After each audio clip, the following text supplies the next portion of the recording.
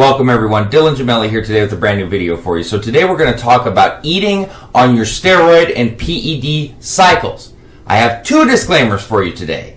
The obvious first one, I am not a doctor. Anything I say in these videos is for your entertainment purposes only. What you do with this information is completely and utterly up to you, and I am not condoning nor advising you to use any of the things that we discuss in any way, shape, or form. Second disclaimer, if you clicked on this video and you're hoping for this magical cookie cutter answer, that's not what this video is about. This is an explanation on understanding, how people are different, etc. when it comes to diets and how you respond to steroids, PEDs, whatever. But don't click on this and go, okay, I'm going to learn exactly how to eat top to bottom, da-da-da-da. That's not what this is about. All right? But I just want to make that clear so you don't feel like you were misled.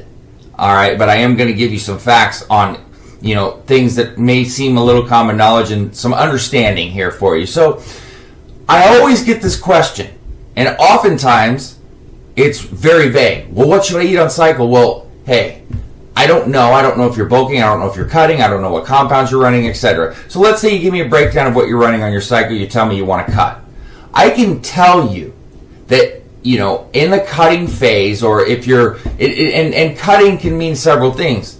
With steroids, when you say you're cutting, generally because steroids are not weight loss drugs, that means that you're trying to cut down body fat, which, you still want to have your diet in check, but it may be a little different than going for total weight loss, where with total weight loss, you're in a huge caloric deficit. You might be training a little bit different, but let's, for argument's sake, you're cutting. Chances are you're going to want to be eating below maintenance, or you're going to have an extremely clean diet that's at maintenance. And you should be eating clean anyway on cycle, but, cutting fat is going to require you to make some sacrifices, all right? Cutting down on sugars, cutting down on fats, being very strict, consistent.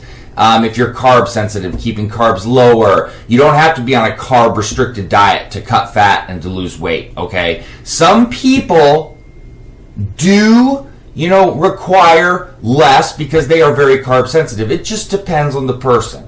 But when you're in a cutting phase, you have got to understand that sacrifices are going to have to be made, certain foods are going to have to be eliminated, things of that nature. Now, if you're on a bulking phase, obviously you're going to be eating in a surplus. Now, I can't tell you by you just telling me what you're running without knowing one thing about you, how many calories over. 250 calories over may be plenty for you. You may respond to compounds and steroids extremely well. Some people have a little bit trouble, gaining size or weight. I'm not going to say the word hard gainer because I hate that term. Let's just say it's a little bit more difficult for some people because it is. But anybody can gain weight. They just have to figure out what their body needs because everybody's different, and some people do definitely have a harder time. I just hate that term. But that's what you have to do with this trial and error. All right? So everybody is going to have their set of requirements.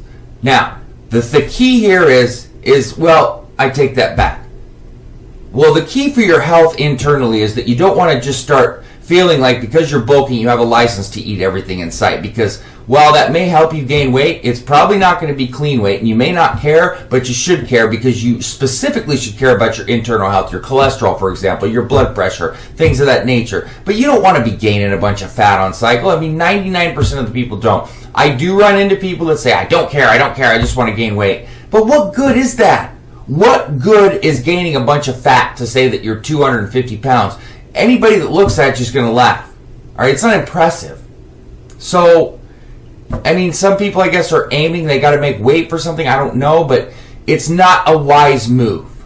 All right? But regardless, if you're trying to bulk, and remember, food is imperative on any cycle, right? And food is imperative in general. Diet is everything. If you're looking at a breakdown and you go diet, training, and then PED, steroids, compound supplements, whatever. The diet is well over 50% of that. It's more like 75%.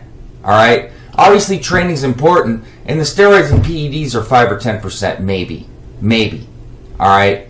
Let's just say, for argument's sake, diet 65, 70, training 20, 25, steroid PEDs 5 to 10. All right? So diet is everything. The problem is is there's no straight answer on diet. There's some general things, but everybody's different. Now, recomposition is as tricky as it gets. All right? Generally, when I'm helping people with recompositions, what I tell them to do is to start a little bit below maintenance. 100 to 150, maybe even 200 to 250. Remember, steroids, SARMs, they preserve muscle. So you can still get away with eating in a calorie deficit, preserving muscle, gaining muscle, and in a recomposition, the object is to gain muscle and maybe even weight and lose body fat. All right? So you want to gain 5, 6, maybe even 10 pounds, but drop 1 to 2% body fat? Well, that's a tricky balance. That's one of the most difficult things to do, but trust me, it can be done. All right? But generally, I aim to start people a little bit below maintenance to get that fat drop and still, depending on the compounds, more muscle-preserving compounds to give you that ability to still gain muscle in the process. Things like equipoise, T-ball, they're great for recomposition, even Primabol and Trenbolone, because they still are going to add muscle and help you to still stay dry, lean, and possibly cut fat. So the diet is so complex, all right? And it takes constant adjustments. I mean, trust me when I tell you, as you get older, things change too. Certain foods that you can't handle as well, you know, in terms of how your body metabolizes them, how they affect your weight, etc. Those are all things. I don't care how well you think you have your diet locked in. You still have to make tweaks. You still got to make changes throughout your entire life. And your goals are going to change and things are going to change. There's no cookie cutter answer. There's no, oh, I've got this down, because things constantly change. All right? And that's the point of this video, is to explain to you, to lose the misconceptions and to understand that this is far more complex than anything else that you're going to do really in bodybuilding is diet, diet, diet. That's as complex as it gets. That's as difficult as it gets. And that's the biggest struggle and the biggest fight that we're all going to face throughout all of this. But it can be done. It takes time. It takes effort. It takes discipline, consistency, and the one thing that most of us don't have, patience. So, that's diet with steroids, PED cycles.